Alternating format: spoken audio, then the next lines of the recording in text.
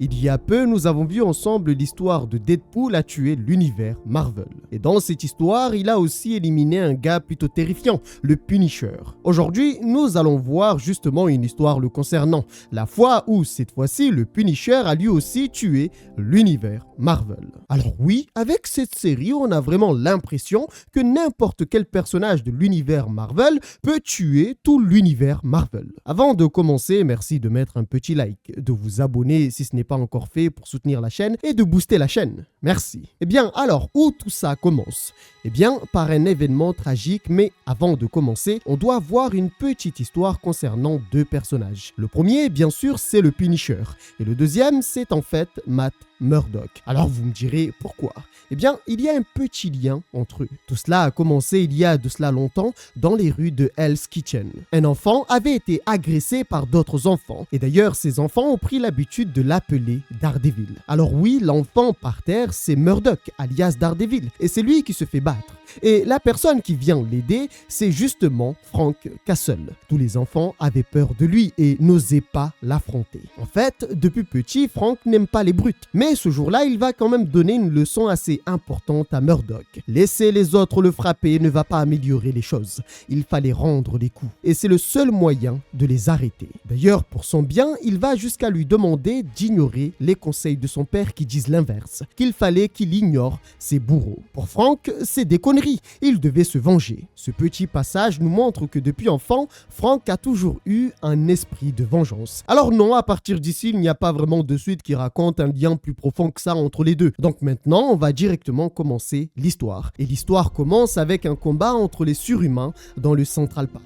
À ce moment-là, Frank était censé tenir une position comme les autres qui ne pouvaient pas combattre directement. Mais étrangement, il a décidé de désobéir. La raison, lorsqu'on connaît l'histoire, eh bien on peut considérer qu'elle est acceptable, voire vitale. En fait, sa femme avait amené les enfants au parc. Et pour rappel, c'est là où les héros combattent. Alors qu'il essayait de retrouver sa famille, on annonce aux informations que les héros, à savoir les X-Men et les Avengers, se sont alliés pour vaincre des aliens, plus précisément les Skrulls. Et les héros les ont vaincus, mais on constate quelque chose, ou plutôt on apprend une réalité terrible. Les héros n'ont pas sécurisé la zone, et Daredevil leur reproche d'avoir utilisé leur pouvoir de façon démesurée. Mais on remarque aussi que les héros s'en foutent un peu, et pensent que cela n'était pas grave. Et d'ailleurs, ils envoient chier Daredevil en lui disant que cela n'était pas ses affaires. Et c'est là qu'on apprend de la bouche de Daredevil qu'une femme et ses enfants sont morts. À cet instant, Frank arrive enfin et constate le désastre. Cyclope, d'un air un peu triste, s'approche de lui et lui présente ses excuses en disant qu'ils étaient désolés et qu'ils ne savaient pas que c'était sa famille. Sans hésiter, Frank lui a mis une balle dans la tête. Pas qu'à lui, puisqu'il a dirigé son arme contre les héros. Certains sont morts. Wolverine va se jeter sur lui et lui déchirer le visage. Mais Colossus va intervenir pour l'arrêter alors que ce dernier était fou de rage et voulait venger la mort de ses amis. Frank Castle a été capturé et quelques temps plus tard, un homme est venu le voir. Il s'avère que c'est Matt Murdock. Et pour ceux qui ne le savent pas, Murdock, c'est Daredevil. Est-ce que je vous l'ai dit un peu plus tôt? Oui. Est-ce que je viens de le répéter? Oui. Est-ce que je vous prends pour des cons? Oui. Alors reste concentré, Carlos. Retiens juste que Matt Murdock, c'est Daredevil. Alors je vous le dis d'avance, je suis le seul à pouvoir m'énerver ici, parce qu'à tout moment je m'énerve et j'éteins la vidéo. Qu'est-ce que tu vas faire?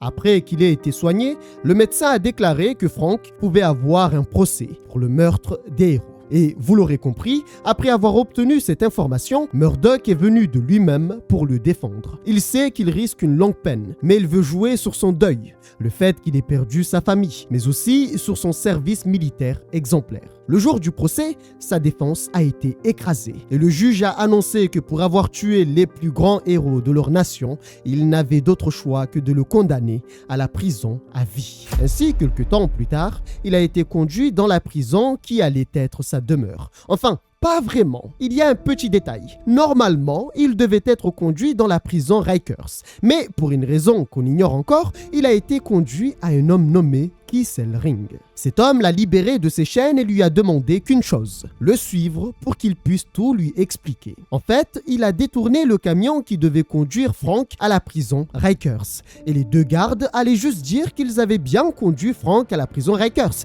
alors que non. En d'autres termes, cet homme les a corrompus avec pas mal d'argent. d'argent et personne n'allait savoir qu'il avait disparu avant le lendemain. Alors on apprend beaucoup de choses sur cette personne, notamment ses motivations. Premièrement, la raison pour laquelle il a été défiguré et pourquoi il vit isolé, il s'avère que tout cela est lié au héros. Il y a de cela longtemps, il s'est retrouvé dans un combat entre surhumains. Durant ce combat, le Dr Doom a envoyé la torche humaine vers sa voiture. Résultat, son visage n'est plus comme avant.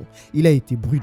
Dans cette maison, il a rassemblé toutes les personnes qui ont été touchées par les actions des héros. Une femme nommée Moeniani a reçu un bâtiment lancé par la chose. Mais ce Craig a été attaqué par Wolverine à cause d'une erreur d'identité. En gros, Wolverine s'est trompé de personne. Peace dans la pièce a été renversé par le Ghost Rider. Une autre nommée June a perdu ses parents lorsque Hulk s'est déchaîné. Et enfin, Marseille a été paralysé par Magneto. L'homme explique que des fois les héros s'excusent et d'autres fois, eh bien, ils s'en foutent complètement. Alors Frank cherche à savoir et lui demande qu'est-ce qu'il lui veut. La raison pour laquelle il l'a libéré et conduit dans ces lieux, c'est pour qu'ils punissent les héros pour leurs actions. Pour eux, ce n'est pas acceptable que les héros causent autant de dégâts et ensuite juste se cachent derrière leur masque et leur cape. Lorsqu'il a vu ce qu'il a fait aux héros après la mort de sa femme et de ses enfants, ils l'ont choisi pour être celui qui allait anéantir les héros, les méchants, les mutants et tous ceux qui se présentent surhumains.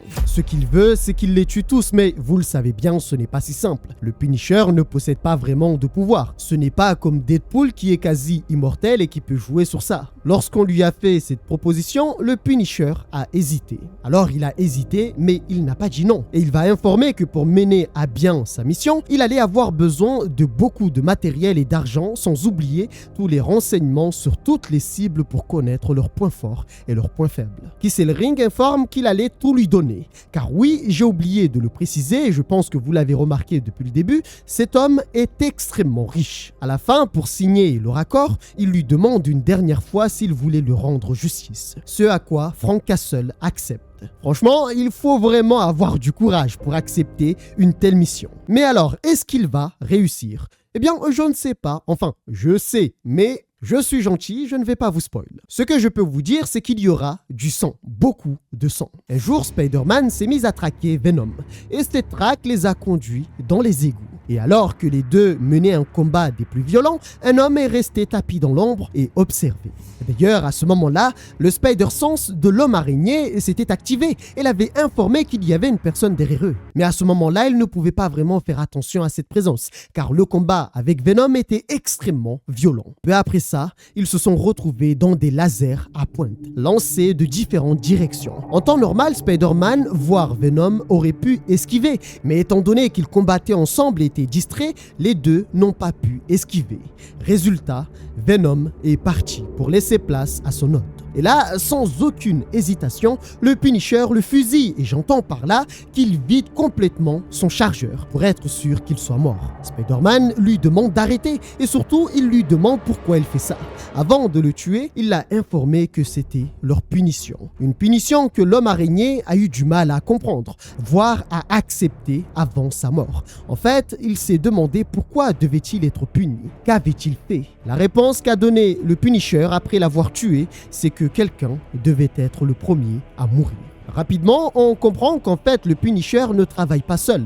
Il s'est allié avec l'une des personnes que Kissel-Ring lui avait présentées, à savoir les victimes des héros, et certains possèdent des compétences plutôt intéressantes, notamment la personne qui travaille avec lui. Cette personne lui permet d'avoir pas mal d'informations, de craquer les systèmes et autres. Franchement, un assistant vraiment compétent. Un peu plus tard, le Punisher va se mettre à traquer le géant de jade, Hulk. Et lorsqu'il l'a trouvé, il a été très patient, et à distance, grâce à un sniper, il a pu installer un tracker sur Hulk. Tout ce qu'il a fait ensuite, c'est attendre le moment où Hulk se calme et laisse place à Banner. Sa patience et sa traque ont porté leur fruit, car quelques temps plus tard, Hulk est parti pour laisser place à Banner. À ce moment-là, grâce au tracker qui suit le dispositif de traçage qu'il avait installé un peu plus tôt sur Hulk, ça lui a permis de le retrouver. Et une fois qu'il l'a retrouvé, encore une fois sans aucune hésitation, il l'a éliminé en lui mettant plusieurs balles dans la tête. Alors oui, le Punisher ne se prend pas la tête. Il arrive, il te met plusieurs balles et il se barre. Et il s'assure vraiment que tu sois mort. Il vise le cœur et la tête. Comme ça, au moins c'est sûr, ça bouge plus. Un peu plus tard, toujours grâce à l'aide du même homme, il va s'introduire dans un immeuble où se trouve un homme extrêmement dangereux que certains vilains ne veulent même pas croiser. Alors déjà, le Punisher va passer par la grande porte en causant un sacré bordel. Bon, il va tuer tout le monde. Et tout ça pour trouver un mec nommé Wilson Fisk, a.k.a. le Caïd. D'ailleurs, la situation était si grave que ces hommes l'ont informé qu'il était impossible d'arrêter le Punisher. Mais ces avertissements ne l'ont pas vraiment impressionné. Il ira affronter le Punisher de lui-même et il montre une force juste hors norme. Il démolit le fusil d'assaut du Punisher comme si ce n'était rien et puis le balance contre le mur sans aucun effort. Alors oui, important de préciser qu'il possède toute cette force alors qu'il n'est qu'un humain. Wilson Fisk fait partie des humains les plus forts existants dans l'univers Marvel. Pour pouvoir le vaincre, le Punisher a été obligé de sortir d'autres armes. Mais même malgré ça, malgré toutes les balles qu'il venait de prendre, il était encore conscient et voulait le tuer. Alors cette fois-ci, le Punisher a été obligé de lui exploser la gorge. Et c'est ce qui a pu l'arrêter. Peu après ça, les officiers sont arrivés. Et à cet instant, Wilson Fisk était si lourd que le Punisher n'a pas pu se dégager pour prendre la fuite. Il a donc été capturé. Un peu plus tard, on lui a posé la question « Pourquoi avoir fait tout ça ?» Parce que faire tout ce qu'il venait de faire n'allait pas ramener sa famille. Frank n'a pas répondu à la question. Suite à ça, un procès a eu lieu et encore une fois, on annonce qu'il prend perpétuité et qu'il n'y avait pas de retour en arrière cette fois-ci. Malgré ça, encore une fois, il réussit à s'évader grâce au contact et surtout à l'argent de Killsring. Cependant, cette fois-ci, Killsring lui reproche de prendre trop de temps à tuer les héros et les vilains. Il veut qu'il accélère son plan. Ce à quoi le Punisher fait savoir que pour cela, il avait besoin d'armes encore plus puissantes. Et pour ça, il va se rendre en Latverie. Pour atteindre la Latverie sans être attaqué directement par son propriétaire, ils se sont fait passer pour les 4 Fantastiques. Alors oui, ce n'est qu'une illusion et ils utilisent des capteurs qui font croire qu'ils sont les 4 Fantastiques, ce qui va permettre au Punisher de pouvoir s'introduire sans vraiment être repéré. Alors vous allez voir que pas vraiment. Déjà, une fois infiltré et qu'il s'est retrouvé face au Dr Doom, là on constate que c'est une autre histoire. Il va se faire massacrer. En fait, Doom savait que ce n'était pas les 4 Fantastiques et savait que c'était Frank. Et lorsqu'il l'a vu, il s'est dit pourquoi pas. Pourquoi pas le laisser entrer? En fait, il l'a sous-estimé et avait pensé qu'il pouvait simplement l'écraser. Sauf que Frank avait prévu tout ça et avait préparé un plan pour pouvoir l'éliminer. La chose qu'il venait de placer sur son front est une mine magnétique. Alors cette mine va juste exploser et causer un sacré ravage. Cependant, il ne mourra pas et d'ailleurs le Punisher savait qu'une mine ne pouvait pas le tuer. Mais pour s'assurer qu'il meurt vraiment, il a récupéré un marteau et a juste fracassé son crâne avec. Alors dans ce plan, le but n'était pas vraiment de juste tuer Doom. Il voulait avoir accès à toute la technologie dont Doom avait accès, ses armes et tout le reste. Et quand je dis tout le reste, franchement, ce n'est rien. C'est juste une bombe nucléaire. Ouais, rien que ça.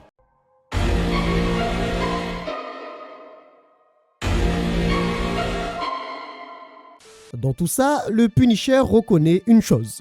Si Doom n'avait pas perdu son temps à parler, à faire l'arrogant, il l'aurait juste massacré, il l'aurait tué. Ce qui l'a sauvé, c'est qu'il avait trop d'ego. Bon, le but du Punisher était d'avoir des armes puissantes, du matériel, pour pouvoir atteindre son objectif. Mais alors, quel est cet objectif maintenant? Pourquoi chercher à obtenir un missile nucléaire? Eh bien, c'est parce qu'il avait un autre plan encore plus tragique. Lors d'un combat que Magneto qualifie comme étant le dernier conflit des mutants, une bataille se déroulant sur la Lune, les mutants se sont rassemblés. Vous me direz comment c'est possible qu'ils se soient tous rassemblés juste comme ça?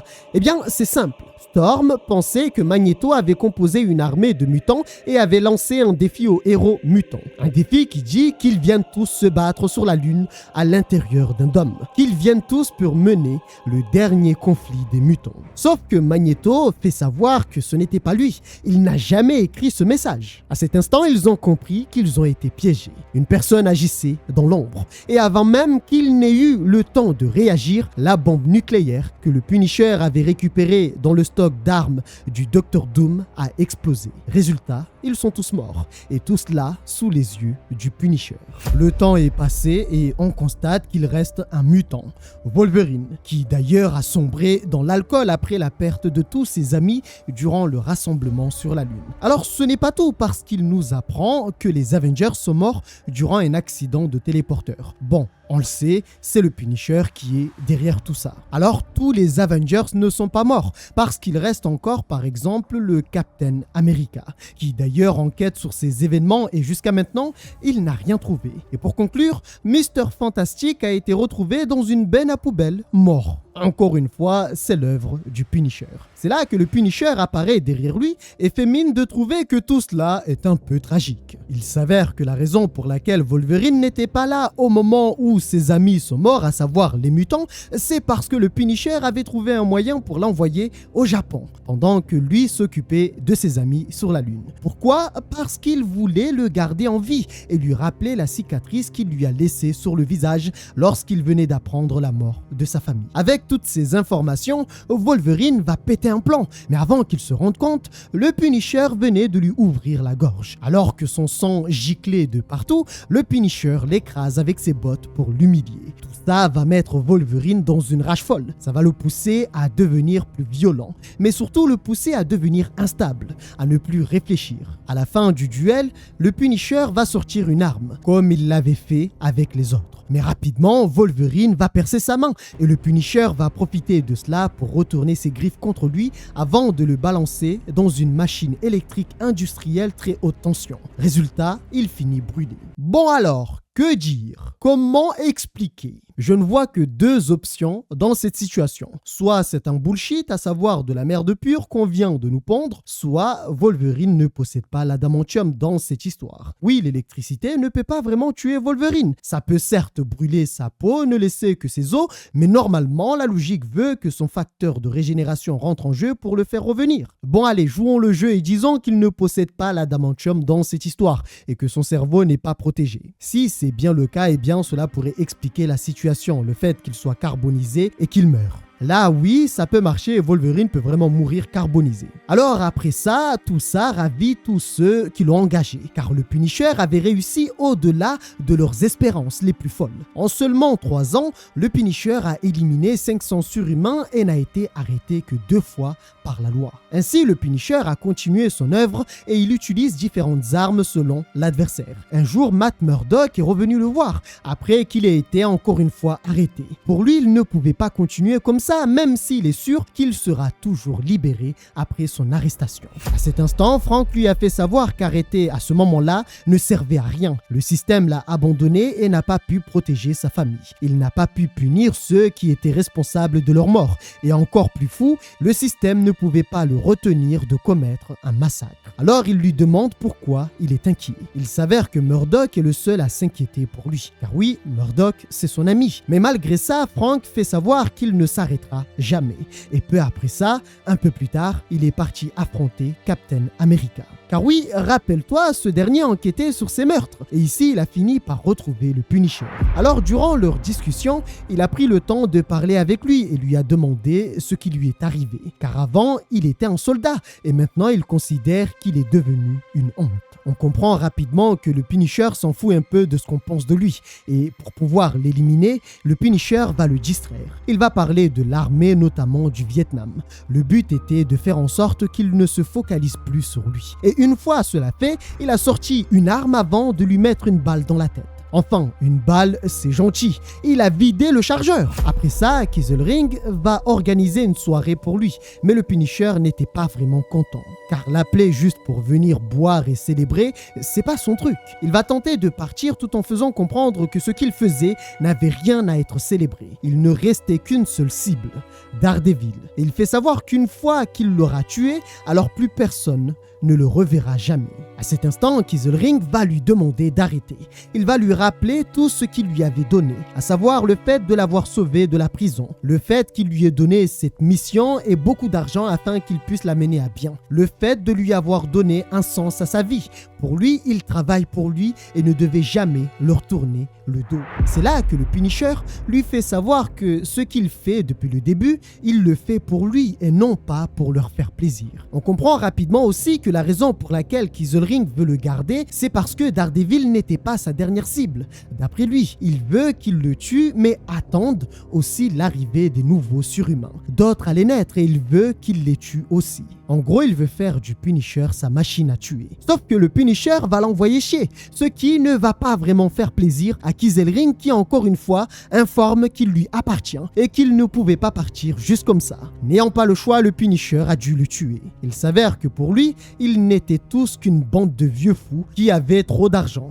Et avant de partir, il les met en garde. S'il entend encore parler d'eux, alors il reviendra pour tous les tuer. Pour sa dernière mission, il a fait ses adieux à son acolyte. Il a informé que c'était sa dernière mission et une fois cela fait, il devait partir et ne pas regarder derrière lui. Il savait que malgré son handicap, il n'aurait pas de mal à recommencer une nouvelle vie, car il avait énormément de compétences. Il était très intelligent. Une fois cela fait, lorsqu'il va se mettre à traquer Daredevil, eh bien il s'avère que c'est Daredevil qui va le retrouver en premier et il va lui souhaiter un bon retour chez lui, là où tout a commencé. Mais pour Frank, ce n'est pas ici, à savoir à Hell's Kitchen, où tout a commencé. Pour lui, tout avait commencé dans le parc, il y a de cela 5 ans, le jour où ils ont tué sa famille. Pour Daredevil, c'est ici que tout avait commencé. On pourrait se demander pourquoi il insiste. Eh bien, rappelez-vous de l'histoire que je vous ai racontée au tout début. Le Punisher va l'attaquer sans attendre. Il était vraiment là pour le tuer. Et Daredevil ne va pas se laisser faire. Il va juste le massacrer avant de le faire tomber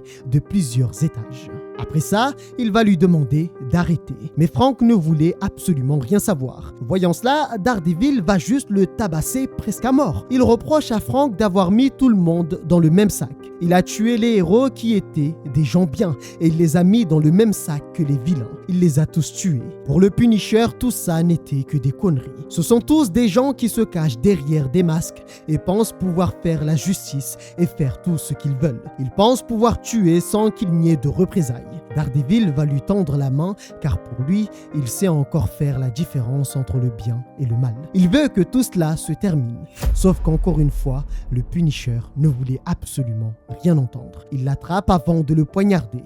Cette action peut être considérée comme étant sa plus grande erreur, car une fois qu'il a retiré ce masque, il constate que Daredevil n'est autre que son vieil ami d'enfance Matt Murdock. Et Murdock, avant de mourir, lui fait savoir qu'il y a toujours une personne derrière le masque. Malheureusement, il les a tous tués. On pourrait penser qu'ils se sont tirés mal après ça, mais non, pas vraiment, car sa réponse c'est que cela importe peu. Une fois qu'il a fini son travail, il fait savoir qu'il ne reste qu'une seule personne à tuer, le Punisher. Son constat, c'est que les surhumains étaient le problème.